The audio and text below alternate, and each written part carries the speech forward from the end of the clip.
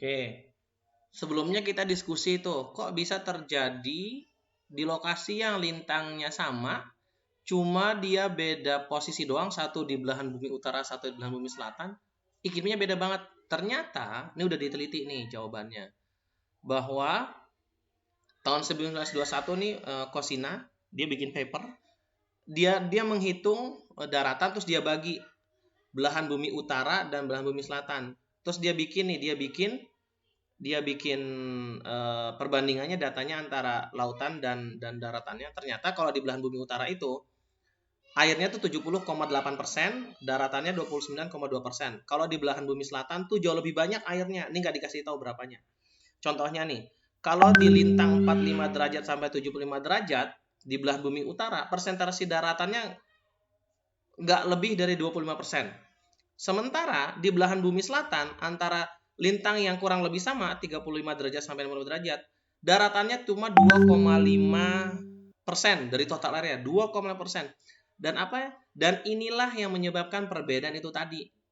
Kenapa? Karena di daerah di apa namanya tuh, di Beaufort itu airnya lebih banyak. Sementara kalau di Helgoland di atas itu daratannya lebih banyak. Itu yang menyebabkan iklimnya beda banget. Gitu. Fakta ini yang maksud saya nih, faktanya menarik nih. Faktanya menarik sehingga ini ya bisa mempengaruhi iklim suatu daerah gitu. Banyaknya daratan, banyaknya lautan tuh berpengaruh terhadap iklim suatu daerah, suatu negara. Oke, lanjut ya. Nah, sekarang kita berbicara tentang karakteristik umum air laut. Pada dasarnya membedakan air laut dengan air tawar itu ada 3 ini. Nanti ada lagi, tapi sekarang kita berbicara 3 dulu, semoga sempat. Yang pertama adalah temperaturnya, terus densitas, terus salinitas. Oke, kita berbicara tentang temperatur dulu ya. Apa sih yang mempengaruhi temperatur? Yang pertama, radiasi sinar matahari, maaf Timpo. Terus, konduksi panas dari atmosfer. Oke. Berikutnya adalah kondensasi. Bagaimana penguapan di satu daerah tersebut. Untuk diskusi nanti nih kita coba diskusi nih ya. Masih ingat nggak nih pelajaran SMA? Apa bedanya radiasi dan konduksi coba? Oke, silahkan dijawab di grup. Habis itu kita diskusi lagi. Siap. Nah, ketika kita berbicara radiasi sinar matahari, maka kita otomatis berbicara yang disebutnya insolasi. Insolation, apa sih insolation? Insolasi itu adalah jumlah energi matahari yang diterima oleh bumi per satuan luas area, per satuan waktu tertentu. Oke? Saya ulang. Apakah sih insolasi itu? Insolasi itu adalah radiasi sinar matahari yang diterima di bumi per atau dibagi per satuan luas area pada waktu tertentu. Oke? Makin tinggi insolasinya berarti makin tinggi temperaturnya. Oleh karena itu, karena tadi berdasarkan area dan waktu tertentu, maka insolasi itu tidak konstan.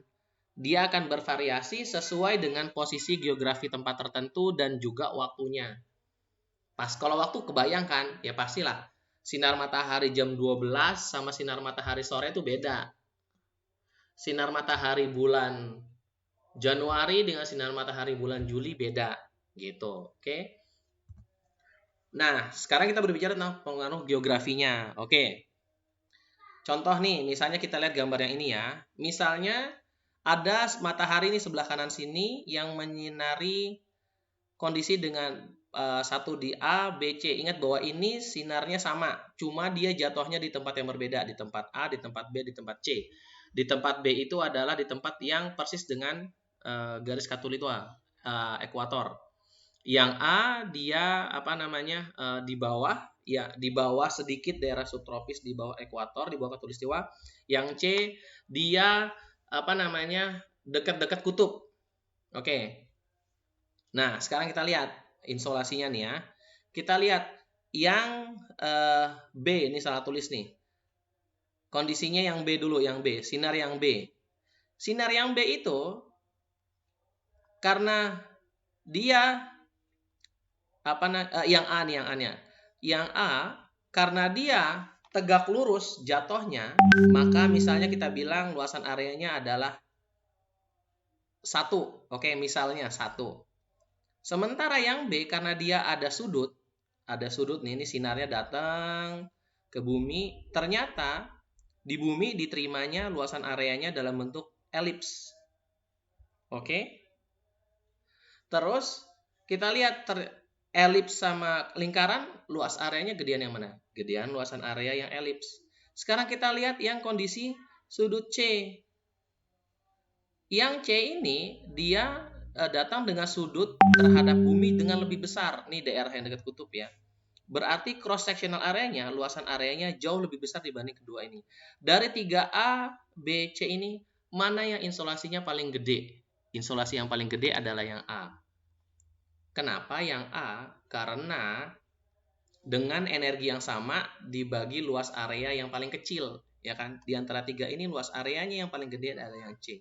Jadi, karena insolasi paling kecil di kutub utara insolasi yang paling kecil adalah di kutub daerah dekat kutub utara, ya jadi bisa dibilang suhu di temperatur di suhu utara adalah yang paling kecil gitu.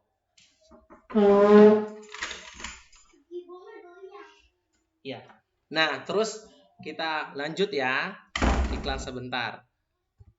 Oke, terus berikutnya itu tadi dari secara lintang kan ya. Dari secara lintang kita lihat bedanya antara yang khatulistiwa dengan daerah yang di dekat kutub utara atau di kutub selatan. Nah, terus kita lihat juga ternyata sinar matahari juga berbeda-beda kalau berdasarkan bujur. Kebayang kalau lintang kan tadi kan di bujur. Oke. Kita lihat bahwa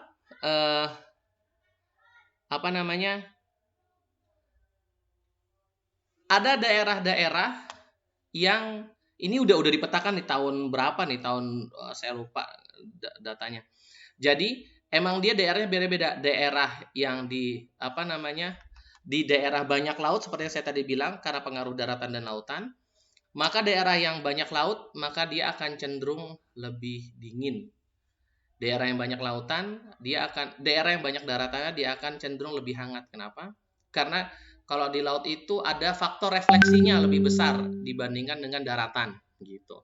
Kalau yang di laut itu dia banyak dipantulkan. Sementara kalau di daratan itu banyak yang dia serap. Oke. Lanjut.